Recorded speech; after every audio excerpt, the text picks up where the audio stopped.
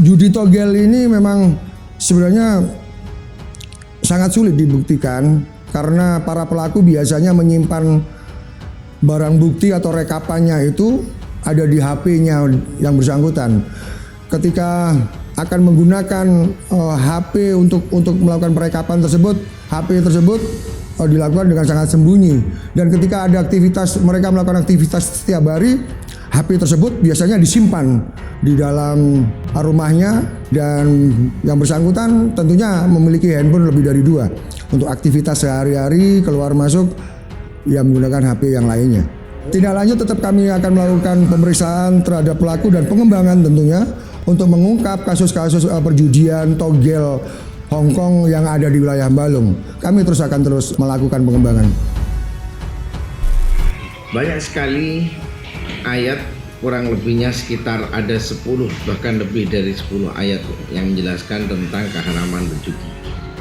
Jadi memang ada manfaat tapi lebih besar mudarat dan dosanya tentang perjudian. Jadi judi ini jelas merusak mental, merusak berpikir, dan juga merusak segalanya. Banyak hal kasus rumah tangga berantakan gara-gara judi. Sehingga jelas walaupun dijelaskan di ayat tadi sangat sedikit manfaatnya, ya mungkin hanya sekedar senang-senang. Lebih dari itu tidak ada. Judi bukan pekerjaan yang bisa ditekuni, karena saya pastikan tidak ada satupun orang yang sukses karena judi. Yang ada hanya menderita.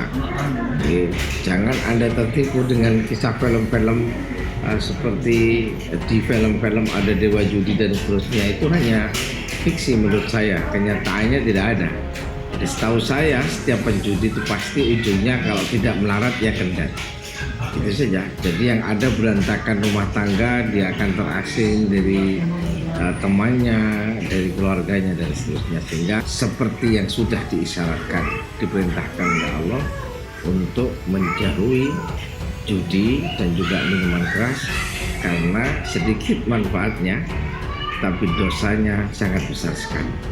Orang yang sudah kecanduan 2 hal tadi, khususnya judi, maka tinggal menunggu kehancurannya saja. Menurut saya, satu, para penjudi harus sadar sebelum hancur semuanya. Setahu saya banyak sekali rumah tangga yang hancur berantakan gara-gara seseorang yang suka bermain judi. Akhirnya anaknya telantar, istrinya telantar, hutangnya di mana-mana, dengan tetangga jadi jauh dan seterusnya. Dan orang ini kalau sudah kecanduan ini harusnya yang harus segera dia lakukan, dia harus sudah menyadari sebelum kehilangan semuanya.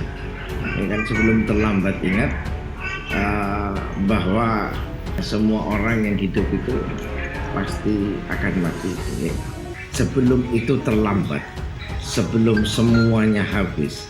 Ya kan? Karena setahu saya nasib seorang penjudi bila mana mati, tetangganya pun enggan menguburkannya.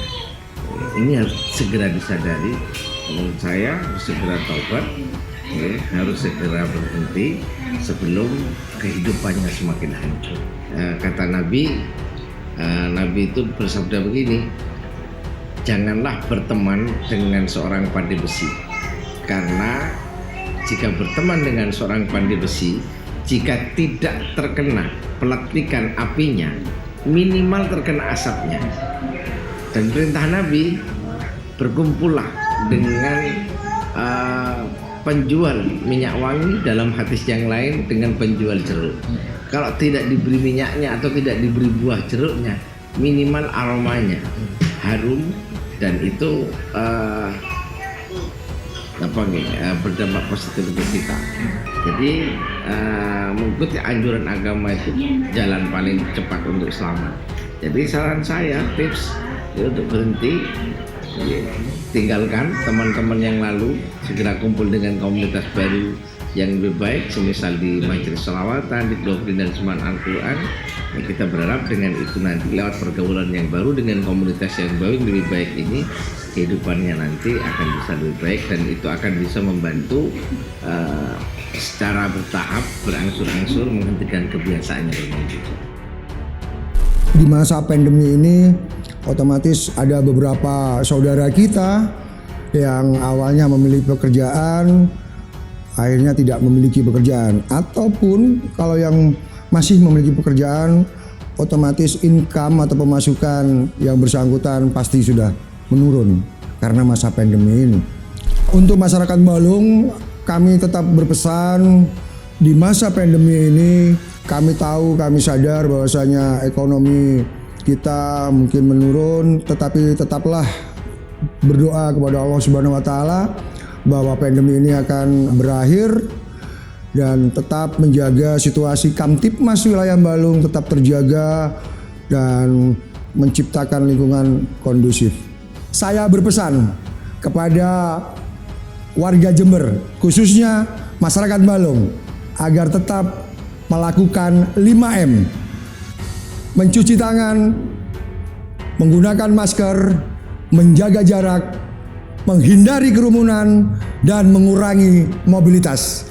Demikian, wassalamualaikum warahmatullahi wabarakatuh. Ayo Jogo Jember!